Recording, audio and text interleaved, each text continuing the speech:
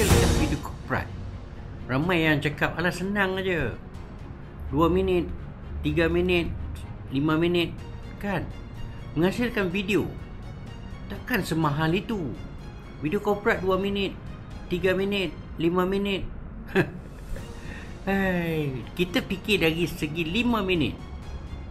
5 minit tu adalah satu durasi yang kita rasa pendek je. Tetapi nak menghasilkan video korporat tu penuhkan 5 minit bukan satu perkara yang mudah. Ramai kata tak ada benda, nak edit aja, kan? Tampal, masukkan image, masukkan visual, masukkan music, dah. Tapi sebenarnya video korporat ni bukan satu perkara yang dipikirkan mudah. Kalau dipikirkan mudah, semua orang boleh mampu menghasilkan video korporat. Bagi saya, video korporat ni susah sebenarnya. Sebab kita tak tahu klien kita tu nak video korporat yang bagaimana. Adakah dia nak video korporat tu hanya sekadar video korporat berbentuk information, ataupun video korporat tu bersifatkan pemasaran? Kita tak tahu.